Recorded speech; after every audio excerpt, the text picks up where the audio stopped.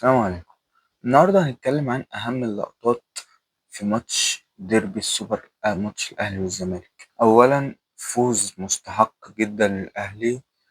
أي نعم الأهلي ما كانش مبهر، ما لعبش ما كانش واو أوي في اللعب، بس هو اللي لعب أحسن من الزمالك من الآخر يعني. من الآخر لعب أحسن من الزمالك، فالناتج إن هو كسب يعني. هو اللي لعب وهو اللي كسب من الآخر، هو اللي استحق المكسب. أول حاجة هتكلم عنها هو كابتن أحمد عبد الرؤوف المدير الفني للزمالك. أنا من وجهة نظري شايف إن يعني هو لسه قدامه شوية. أنا شايف إن هو مدير فني حلو، أنا شايف إن هو حلو، هو بس الصراحة التشكيلة اللي بادئ بيها ما كانتش أحسن حاجة. تشكيلة الماتش اللي قبله كانت أحسن، كان في كم تبديل. كان المفروض يبدأ ببنتايج، كان المفروض يبدأ بسيف الجزيري. أي نعم هو مقعد بزيرة عشان أصلا عشان الإصابة. هو يعني هو كان في خوف جامد إن هو ينزل بنتايج يتصاب تاني، إن هو ينزل بزيرة، إن هو يعني أنت عندك سيف الجزيري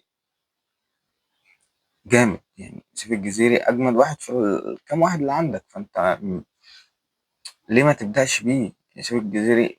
وبالذات إن الأهلي دفاعه وحش، بالذات إن الأهلي دفاعه ميت، ميت حرفيا. يعني الأهلي دي نقطة دفاع الأهلي، دي نقطة ضعف الأهلي الدفاع. الأهلي الحاجة الوحيدة اللي هو سيء فيها الدفاع، والجزيري بيضغط حلو وبيجري وبيروح. هينفعك ليه ما نزلتوش من الأول؟ دي برضو حبة حاجات، طبعا مفيش حد كامل، بس حبة حاجات ممكن نشوفها في الأيام الجاية برضه ممكن يظبط منها. هو برضه بيعمل فسيخ شربات، هو معهوش حد، هو كل اللي معاه حبة لعيبة تلات أرباع، مش نصهم، تلات أرباعهم كسر، تلات أرباعهم كسر ومشطبين كورة، يا كسر يا مشطبين كورة، يا الاتنين مع بعض. تاني حاجة أتكلم عليها هي التبديلات. الصراحة التبديلات هي اللي غيرت الماتش. يعني هي التبديلات هي اللي بدأت تفوق الزمالك. يعني الزمالك الشوط الأول ما جاش خالص غير في كورتين، يعني الاتنين، واحدة بتاعت عمرو ناصر، واحدة بتاعت شيكوبانزا، والاتنين ولا حول لهم ولا قوة. آه، فالتبديلات هي اللي فرقت مع الزمالك شوية، خلته يبقى أجريسيف أكتر على الجون. بس يعني هل ده في الآخر نفع؟ لا ما نفعش، بس يعني ده اللي بقوله. يعني كان التبديلات دي تبدأ من الأول، يعني كان اللعيبة دي هي اللي تبدأ من الأول. انت ما بتلعبش مثلا وادي دجله، ما بتلعبش طلائع الجيش، انت بتلعب الاهلي. فاهم الفكره؟ وكسبت بيراميدز. يعني انا شايف الصراحه كسبت بيراميدز اللي هو ايه ب يعني بالتوفيق، يعني هو بالحظ من الاخر. انا من وجهه نظري، انا كواحد زملكاوي اهو، بيراميدز اتقل سكواد في افريقيا مش في مصر بس. فانت كون ان انت تكسبه، انت بتنزل كسبان نفسيا اصلا. بس ده اللي بيخليك تكسبه. الحاجة اللي بعد كده شيكو بنزا. ايه انت عايز افهم بس، انت عايز تعمل ايه؟ الميزة الوحيدة اللي في شيكو بنزا ان هو بيجري بس. ما اظنش ان دي بتبقى ميزة في لعيب يعني. يعني لو هو عارف امكانياته في ان هو هيعرف ينقل الكورة من الدفاع للهجوم، خلاص. طب اعرف الحتة دي وعرض، يعني اعرف ان انت دي الميزة بتاعتك، فيد الفريق وفيد نفسك، ارقام كلها. ولكن شيكو بنزا الصراحة أداؤه يعني ما ي... وحش، أداؤه وحش قوي. ولو فضل على كده يستحسن إن إحنا يعني نبيعه بقى، نرميه في الزبالة، ن... نعرضه في سوق الجمعة، أي حاجة. النقطة اللي بعد كده اللي عايز أتكلم فيها، شفت بقى يا باشا دونجا مهم إزاي؟ شفت دونجا اللي أنت كنت عمال كل شوية ماسكه تريقة وكوميكس وميمز وتريقة طول وفيديوهات بقى. شفت دونجا مهم ازاي؟ شفت انت لما دونجا ما بيلعبش انت بتتسوح ازاي؟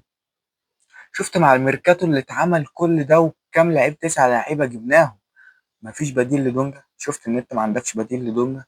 شفت دونجا مهم ازاي؟ شفت دونجا الفريق من غيره يعني ملط ازاي.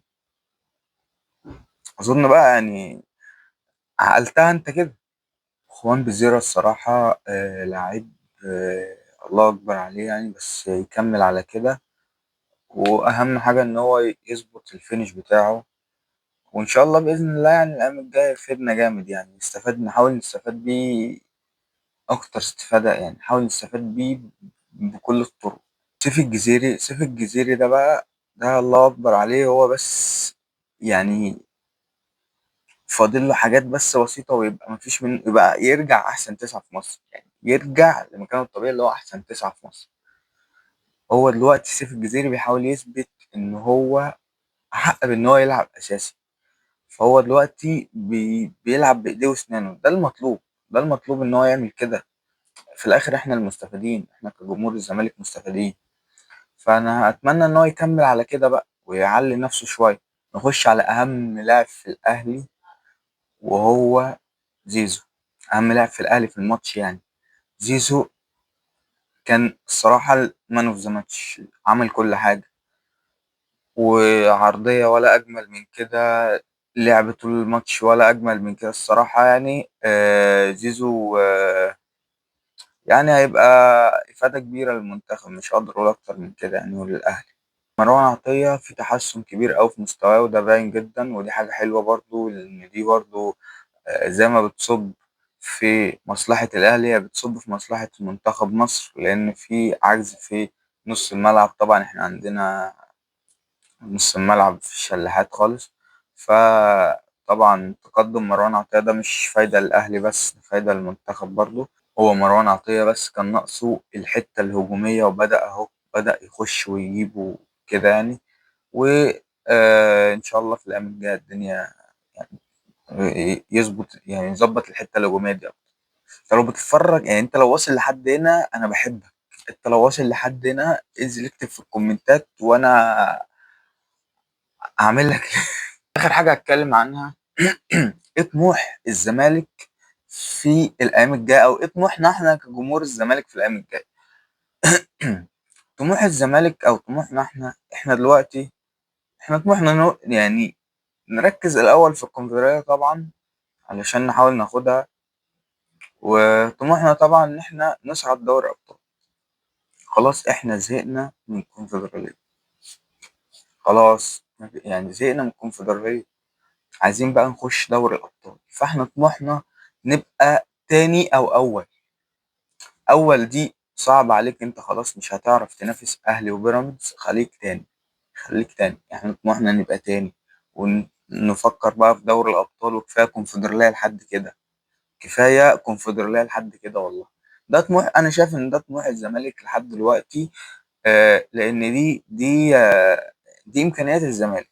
هو ما عندوش إمكانيات دلوقتي، الزمالك ما عندوش أي إمكانية، ما عندوش أي حاجة تساعده خالص. ده كمان في قواضي بقى، في كلام على 5 قواضي مرفوعة ومش عارف إيه. فالدنيا لسه ده في درمغة. فربنا يستر في الأيام الجاية. لو لسه بتتفرج على الفيديو لحد دلوقتي فأنا بعشقك، أنا ببص بحبك. فاعمل لايك وانزل ومسي عليا في الكومنتات أي حاجة.